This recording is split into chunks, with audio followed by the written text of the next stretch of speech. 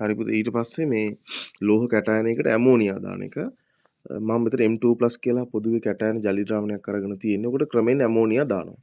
පුතේ ඇමෝනියා කියන්නේ මතක තියාගන්න ඇමෝනියම් හයිඩ්‍රොක්සයිඩ් කියන එක. ඇමෝනියා කියන්නේ ඇමෝනියම් හයිඩ්‍රොක්සයිඩ්. කියන්නේ මේ NaOH වගේම තමයි. හරිද? ඇමෝනියා වල හොඳට මතක තියාගන්න හැංගිච්ච OH- තියෙනවා. නිකන් ඇමෝනියා කියවම OH- පේන්නේ නැහැනේ. ඒ වුණාට තියෙනවා. ජලීය OH- ජලීය ඇමෝනියා වල හැංගුණු OH- තියෙනවා. ඒ හින්දා ඇමෝනියා දානකොට මුලින්ම වෙන්නේ අර NOH දානවා වගේ හයිඩ්‍රොක්සයිඩයක් අවක්ෂේප වෙන එක. එහෙනම් ඕගොල්ලන්ගෙන් අහුවොත් ඇමෝනියා දානකොට මොකද්ද මුලින්ම වෙන්නේ? කියන්නේ ක්‍රමයෙන් ඇමෝනියා දානකොට එකපාර දානකොට නෙවෙයි. මේ ක්‍රමයෙන් ඇමෝනියා එකපාරම මේ ලොට් එකක් දානකොට නෙවෙයි ටික ටික දානකොට ඇමෝනියා ටික ටික දානකොට මුලින්ම වෙන්නේ හයිඩ්‍රොක්සයිඩයක් අවක්ෂේප වෙන එක. අර NOH එක අවක්ෂේප වුණේ දැන් ඔයගොල්ලෝ හිතන නිකල් 2+ වලට ඇමෝනියා දානවා. ටිකක් ඇමෝනියා දාගෙන යනවා පොඩ පොඩ. ඒතර නිකල් හයිඩ්‍රොක්සයිඩ් අවක්ෂේප වෙනවා. කොපර් 2+ වලට ඇමෝනියා දානවා. කොපර් හයිඩ්‍රොක්සයිඩ් අවක්ෂේප වෙනවා. හරි. ඊට පස්සේ වැඩිපුර ඇමෝනියා දානවා. වැඩිපුර දාන්නේ කවුරු හරි අනිවාර්යෙන් ඒ අවක්ෂේපය දිය වෙන්න. එතකොට ඔය අවක්ෂේපන හයිඩ්‍රොක්සයිඩ් තියෙන්නේ. අන්න ඒගොල්ල දිය වෙන්න පුළුවන්. දිය වුණා වැඩිපුර ඇමෝනියා දැම්මහම දිය වුණාම හදන්නේ ඇම්මීන් සංකීර්ණ මේ. ඇම්මීන් සංකීර්ණ නැත්නම් ඇමෝනියා සංකීර්ණ කියලා කියනවා. ඒක ලියා ගන්න. ඇම්මීන් නැත්නම් මොන සංකීර්ණද? ඇමෝනියා සංකීර්ණ.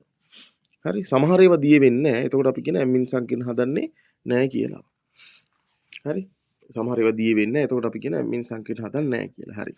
ඒක ඇම්මීන් සංකීර්ණ වර්ග කීපයක් තියෙනවා. අපේ ලිස්ට් එක අපි පාඩම් කරන පොඩි විදිහක් තියෙනවා. මම ඒක ලියන්නම්. අපි ලියන්නේ අවර්ණ හතරයි. අවර්ණ හතර තමයි Cu+, Ag+, Zinc2+, Cadmium2+.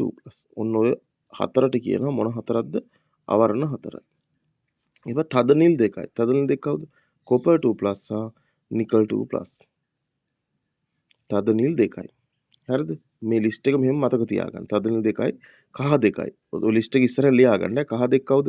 Cobalt 2+ සහ Chromium 3+. ඕක කහ දෙකයි. එතනද කොබෝල්ට් කහම නෙවෙයි කියලා පැත්තකින් මතක තියාගන්න වෙනවා. ඒක කහම නෙවෙයි. එහෙනම් කහ දුඹුරු. අර පාඩම් කරද්දි කහ දෙකයි කියලා නිකන් මතක තියාගන්න වෙනවාට කොබෝල්ට් කහම නෙවෙයි කහ දුඹුරු. ඊට අමතරව කොබෝල්ට් වල තවත් සිද්ධියක් තියෙන බව මතක තියාගන්න. කොබෝල්ට් වල ධන දෙකට අමතරව ධන 3 ඇම්මිනි සංකීර්ණයක් තියෙනවා. එයා මොන පාටද? දුඹුරු පැහැ රතු නැත්තම් තැඹිලි දුඹුරු. ඔයගොල්ලෝ පිළිවෙලට ඔන්න ඔය ලිස්ට් එක ලියාගෙන ඔය පැත්තේ කොටු කරගන්න. කොහොමද පාඩම් කරන්නේ? අවර්ණ හතරයි, තද නිල් දෙකයි, කහ දෙකයි. හරි? කවුද අවර්ණ හතර? Cu+, Ag+, ඉස්සල්ලාමිනි ++ දෙන්නෙක්. Zinc2+ සහ Cadmium2+. අවර්ණ හතර. Cu+, Ag+, Zinc2+ සහ Cadmium2+. ඔන්න අවර්ණ හතර. ඉස්සලම ප්ලස් දෙන්න. ඉස්සලම චූටිම දෙන්නෙක් ඉන්නේ. කවුද? Cu+, Ag+. ඊට පස්සේ Zinc2+, Cadmium2+. ඔන්න අවර්ණ හතර. තද නිල් දෙක copper nickel. Copper nickel Cu2+ සහ නිකල් 2+.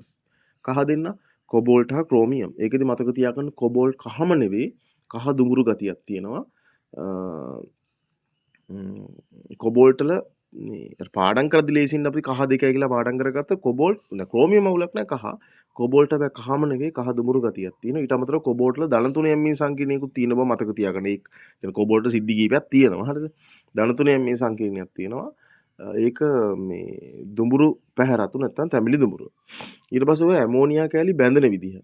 සාමාන්‍යයෙන් වර්ණවත් ඒවා ඇමෝනියා කැලි 6යි හැබැයි කොපර් 2+ හැර. ඇමෝනියා කැලි සාමාන්‍යයෙන් අර ඉරට්ටේ ගණන් තියෙන්නේ.